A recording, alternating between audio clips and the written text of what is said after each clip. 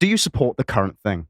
Of course. Oh, I support the current government and all the things that it's doing, and don't put me on a list. Good. Doesn't that include the SS now?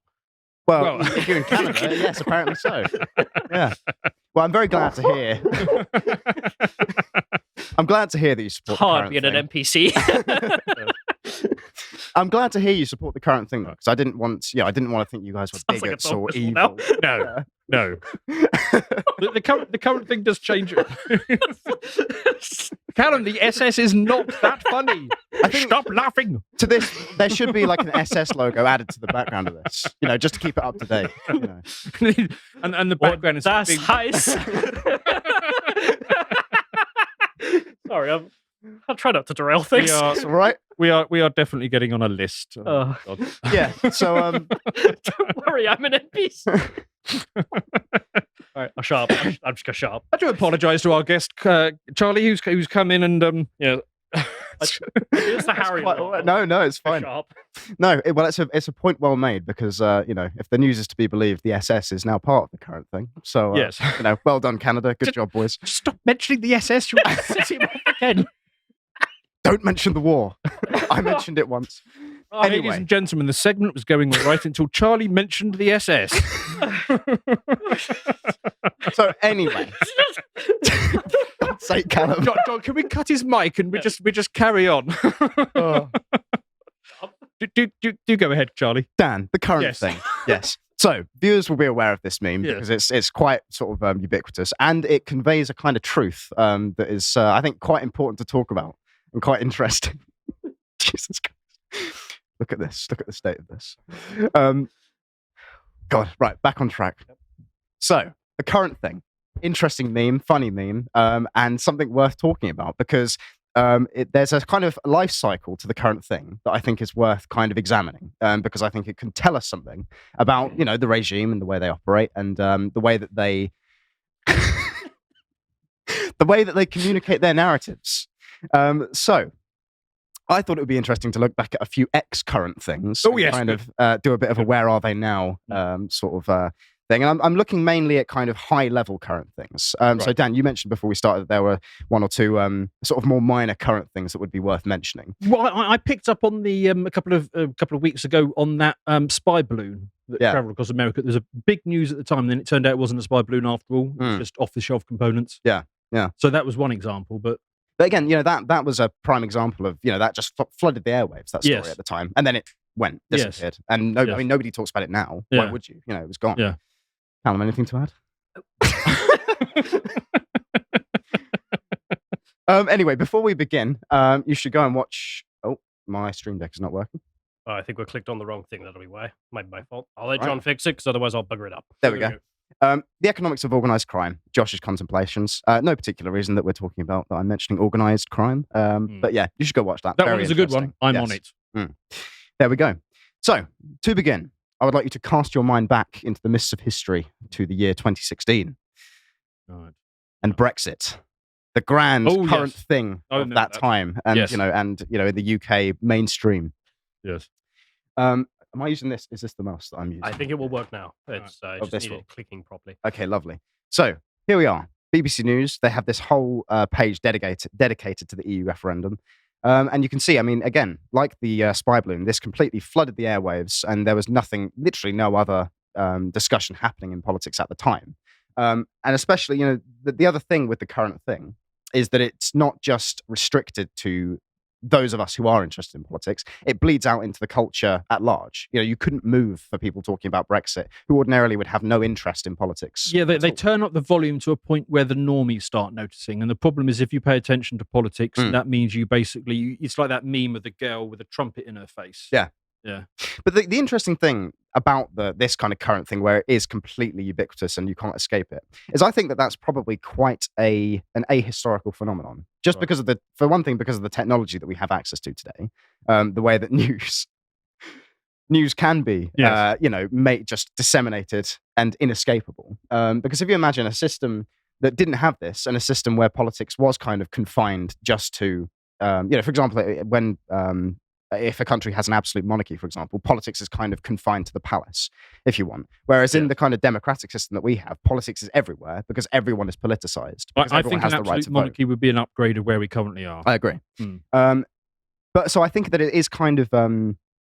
I don't know if it's entirely healthy that we have this kind of state of affairs where everyone is politicized and everyone has to have an opinion on the current thing. Because I don't know, I think that makes people kind of weird. And, I don't think everyone is built to be just literally constantly flooded with political information and demanded that they have a view on it. Yeah, most of it's fake as well. Well, that too, yeah.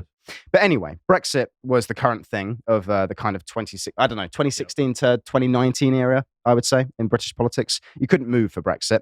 And obviously the interesting thing about it was it was a referendum where, the will of the people was expressed.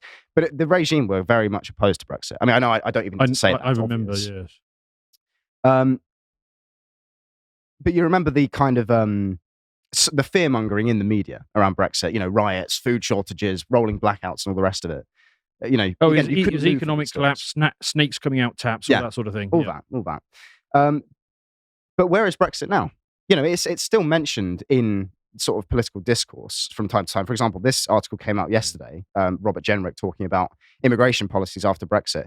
But it is kind of it feels like it's in the past. Well, the elite figured out that they couldn't win overtly, but they would just end up co-opting everything that the EU does and keep us in by stealth. Well, that's the thing. And I was going to get onto this. I think part of the reason that Brexit is no longer the kind of mainstream current thing issue that it was is because it has essentially been contained. Because the style of politics, in my opinion, what was being voted against in the EU referendum was the style of politics that the EU represented. You're right there, Callum? Had a thought. That's dangerous. Yep.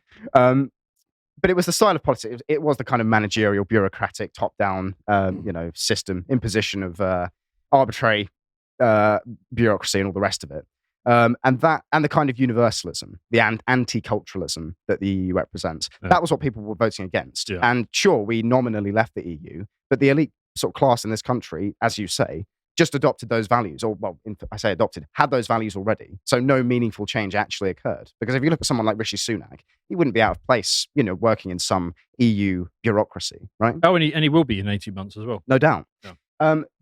But with that being said, we've even had Tony Blair admitting that Brexit is it's a dead issue. It's in the rearview mirror. Don't stop thinking about it. Stop talking about it. But Blair is clever. I mean, he is. No, but that's why I think he's highlighting to his friends, guys, right, drop it. Okay, it's done. It's a dead issue. It's not the current thing anymore. We need to move on.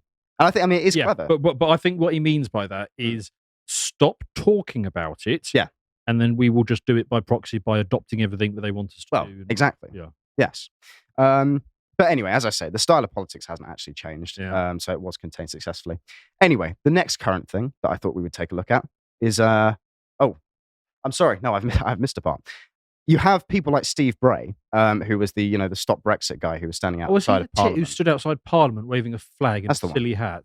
Yeah. So he actually was in the news just yesterday. All right. Because he gate crashed a Tory party conference event and started having a screech. So we'll watch this. Yeah. This is a stop. Where's your Brexit benefits? Where's your Brexit benefits? Bye-bye. Brexit benefits. Bye. What a poor, unfortunate man. Never heard so much in all my life. Brexit is a disaster. We're all worse off. I'm overwhelmed with a sense of pity for this snivelling creature. Well, this is his job. He gets paid for this. But then you look at his mental state. Yeah. Yeah. If that was your dad, you'd be worried. Yeah. Well, that's the thing. There was a time where... Oh. There we go. Steve Bray was getting interviewed by The Guardian. And he was kind of this mainstream figure. I mean, I knew a lot of people who liked him and who sort of viewed him as being this kind of anti-establishment, fight the power type figure. Yeah.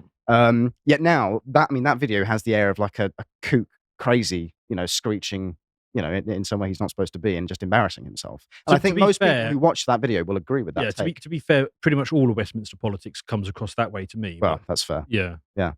But I think it's interesting how the issue has been dropped. And so those people who are still banging on about it, rather than having this air of legitimacy. Like the last Japanese soldier in the jungle kind of. Yeah. Yes. Yeah. They just Yes. come across as unfortunate quacks, Yes. which is how this guy comes across. But anyway, on to the next one. Now, I don't need to remind viewers of the fact that COVID-19 pandemic was the current thing. Right, I'm not letting this one go. So I'm Yes. I'm the Japanese man in the jungle when it comes to lockdowns. I am never going to let this drop. I'm going to keep bloody bringing this.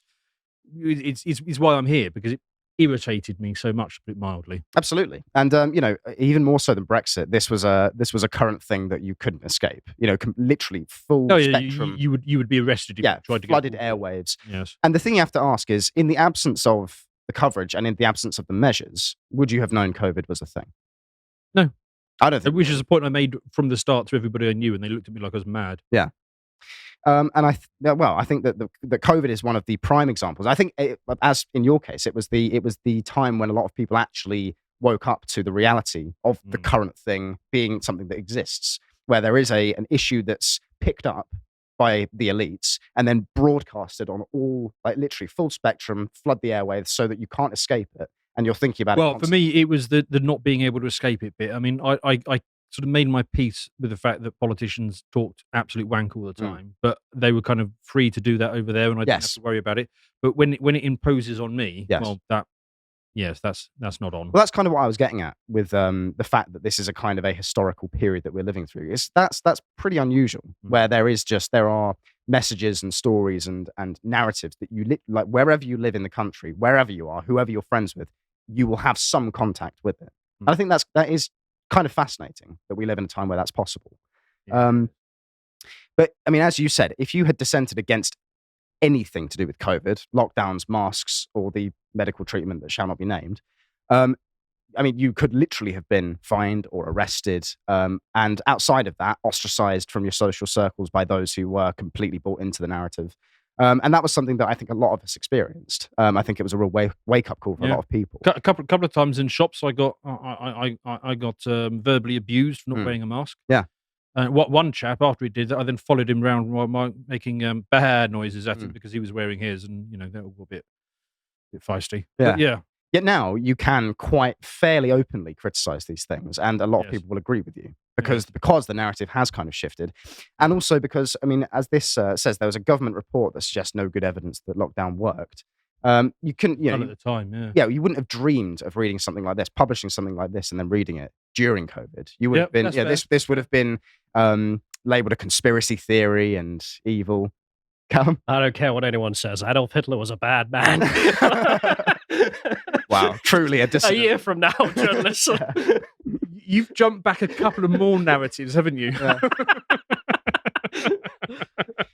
But even fairly recently, we've had Rishi Sunak distancing himself from lockdowns and the other measures, which suggests that there is this shift taking place among the elite about the kind of acceptable position to hold on COVID, which is now the position that a lot of us held at the time. And it's just kind of interesting how that's happened, and how all of this will be brushed under the rug and memory hold. Well, reality will impose on all of this madness eventually. It's just how much societal damage it does in the meantime. Even the things that we're not allowed to talk about, it's going to have to be confronted sooner or later. Yeah. And interestingly enough, on that note, there is a COVID inquiry happening. It was restarted today, looking COVID into whitewash. Yeah, well, looking into the effects of the lockdowns and all the rest of it. And to me, this very much has the vibe of the mafia has investigated itself and found itself completely innocent. Because if you look at the kinds of characters who were involved in this inquiry, they are people that, for one thing, likely supported the measures at the time, and for another, have a vested interest in not rocking the boat, let's say. Yeah. And who owe all their advantages, their positions, their power, their network to a system which supported this in the first place. Yes. And that's the funny thing about whenever this kind of thing comes up, this is called an independent inquiry. But it's independent in name only, because again, the types of people involved in it, these people talk to each other. These people are in WhatsApp groups together, right? Yeah. With the politicians and with the people who, supported these measures. And so I think to imagine that this is going to be a totally impartial and unbiased inquiry that's going to, discover the facts and, provide justice. I just think that what this is just it's the closing of a narrative arc that will placate a lot of people. Unfortunately, because people won't recognize it for what it is. It's the plastic cap on the containment. Yes, exactly that. Yeah. Exactly right. Now, to kind of illustrate the point that it is possible, it's no longer sort of completely unthinkable to criticize the COVID response. You've got Elon Musk here posting this spicy meme. Now, Elon Musk has always been a bit of a memer, and a bit of a edgy figure. So he was against vaccine mandates at the time, I remember, but he was very subtle in the way he communicated it. I mean, he would communicate it in line 6 of an interview or something like that. Like in the eyes of the regime, this meme is still a very spicy thing to post. But if he'd posted this 2 years ago, it would be like, right, Elon Musk needs to be arrested and fined and censored and all the rest of it. And also a large number of people would have supported those measures. Yeah. To be fair, he was pretty good at stopping the lockdowns in California because he basically said at one point, I'm opening my factory tomorrow. And I know this is illegal. And if you want to arrest anyone, arrest me. I'll be on the shop floor. Yeah. No, I remember that. He basically called their bluff and they didn't do it in the end. Yeah. Yeah. No, it was very impressive. But anyway, on COVID, I think COVID is quite an interesting one because it has more or less gone away in the mainstream dialogue. But you did have this article come out of the BBC literally yesterday, which, I mean, is almost like a mask off self-report. It will continue to surprise us, which I think I read as basically being, we're going to keep this narrative on the back burner. We're going to keep this current thing in our back pocket to kind of deploy it if and when we need it. You understand what I'm saying? I think it's when your neighbor and your son and your best friend all drop dead of a heart attack or myocarditis, just bear in the back of your mind that it was probably COVID that did it, not anything else that might have happened. Yeah.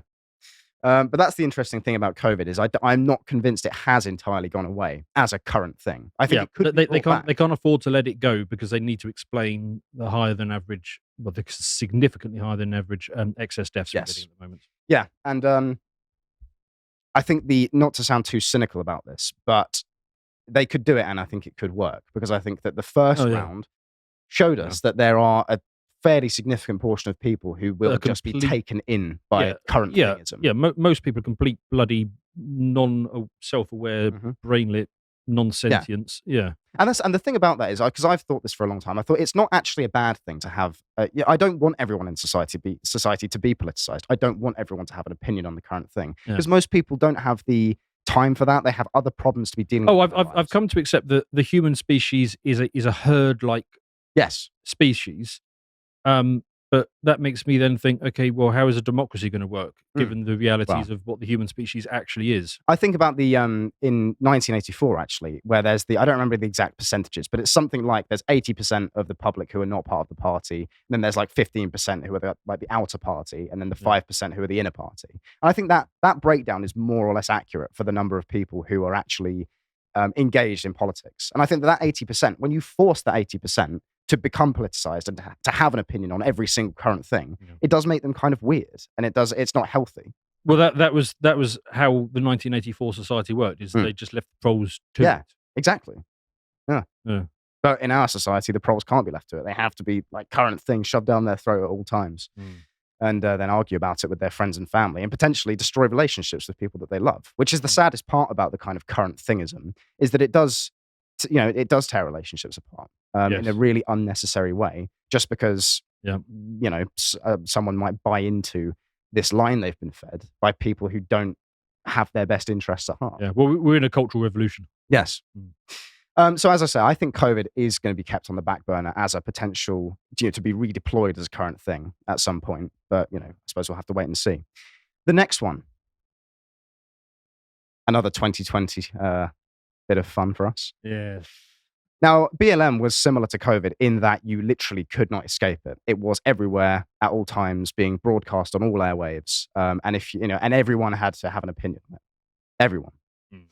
And I think that COVID and BLM, they were a lot of people's first experience of actually understanding what it is to be a dissident, and actually understanding what it's like to dissent from a kind of mainstream narrative. and the kind of response that will give you, not just by Well, I mean, sense of power, but it also from wasn't. people It in your wasn't personal sent life. from a mainstream narrative. It was the mainstream narrative. It was just dressed up as an anti-establishment narrative. Yes, well, absolutely. I mean, anyone who still believes that BLM were some sort of organic grassroots revolutionary movement, Yeah, because hasn't been paying they've attention. disappeared. The funding taps have been turned off, and the Yes. interview pipeline has been shut Well, down. yeah, like like Brexit, like COVID, they were dropped. They were picked up by Yes. the elite and used, and then dropped again. And I think that that's been illustrated in sort of recently. But we'll get onto that, because just to illustrate the point, literally, you could not escape BLM. It was in football. It was in politics. I mean, look at this. Look at the state of this. By the way, I don't watch football. A footballer's still doing that kneeling thing. I couldn't tell you because I don't watch football as well, but I remember they did do it for a long time, because as I said in the first segment, literally after the USA had stopped doing it in their soccer games, the UK, the English team was still doing it, which was hilarious. I know Proves we love George Floyd more than they do. We must, which means we're more virtuous, But I mean, an enormous number of people were taken in, as with the COVID narrative, by the BLM narrative. And I think that a lot of that, in both cases, actually, I think a lot of it was fear, because they didn't want to be branded, a racist or a conspiracy theorist, respectively. Because those are powerful labels in our societies. People don't want to be tarred with those brushes, because it's like the worst thing you can be, those two things. I mean, I experienced it in my personal life with people who, I did. It wasn't even really sort of hardcore opposition. It was like, it's kind of weird that like American cities are being allowed to burn and nothing's being done about it in the midst of a pandemic that we're being told is deadly. Like, does that not strike you as a little bit strange? And it's interesting when you get into which bits of the city were burning. Yes. As well. Yeah. But again, my sense was always it was never just happening; it was being allowed to happen. It was boosted by the regime signal boosters. Yes. Definitely. Yet now, as with COVID and as with Brexit, we see this kind of this turnaround in the mainstream narrative. Now, this is the Telegraph, a nominally conservative paper, although we obviously recognise it as being just another regime mouthpiece. Very, very nominally. Yes. Yes. So this guy, Michael Deacon, it's time to admit it. Black Lives Matter hysteria made fools of us all. Now, speak for yourself, Michael, for one thing. But it just shows. I mean, I think this shows you the kind of shift that has taken place in the BLM as a current thing. It's being retroactively viewed as not so sure about that anymore. It was all a bit silly. And actually, I'm distancing myself from it. It wasn't me. I wasn't part of it. There's a version of this article written about the Ukraine war. Yes. Probably being typed up at the moment. Yes. Well, that's the thing. And I mean, that's a great point, because you could literally replace Black Lives Matter with any current thing and it would still be pretty accurate. COVID hysteria made fools of us all. Brexit hysteria made fools of us all. Chinese spy balloon hysteria made fools of us all. Ukraine war and a certain thing that went in people's arms. Yes. Yeah. But I think that phrase, it made fools of us all, that's kind of, it's suggesting like, we were all taken in by this. And, maybe everyone Michael. Yeah. And as such, we're all, it wasn't our fault that we went not along the people who watch this. Yeah. Actually, no, there was a huge contingent of people who were not taken in by these narratives and who did, see them for what they were, which was elite driven. It's sort of like a bunch of Soviets at the end of one great purge or another who killed another million innocent people. Like, I can't believe we all fell for this. Yeah. Except the guys you kill. Yes. But they didn't fall for it. Yeah. And then you even have outlets like USA Today having the audacity to ask, has the BLM moment passed? Yeah. Again, these are people that are not like these do represent arms of the regime. These are not like independent independent broadcasters or independent outlets. These people talk to each other. And our organization like USA Today saying, has the BLM moment passed? That is quite significant. Because if you'd said that, if you'd in any way criticized BLM 2 years ago, again, it was you were racist, you were Nazi, fascist, and all the rest of it.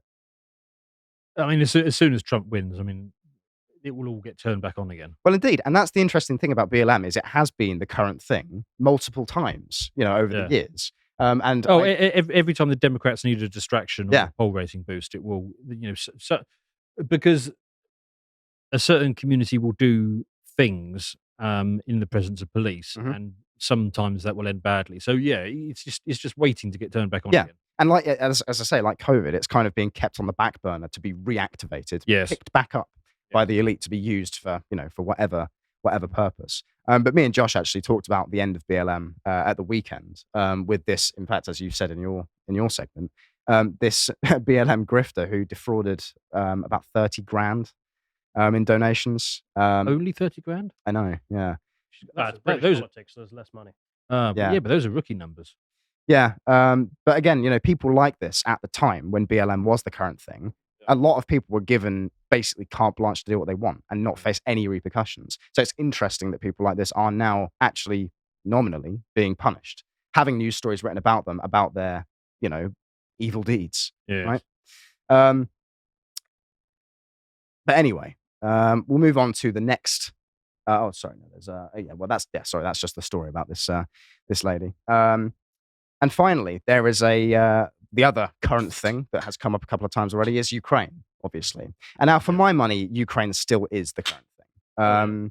It's still very much in the mainstream, and it's still very much the issue that you cannot voice any dissent on. Otherwise, you're a Putin simp, you're a Nazi. Starting to turn down the volume and giving out the signals to the opinion formers. Yes. That you may want to step aside because this one is about to get the treatment. This is kind of annoying though, because you're obviously the previous examples are all correct, and one of the aspects of being a current thing is endorsed by the state and the protection of criticism and all that. Yeah, but then none of them made any sense either.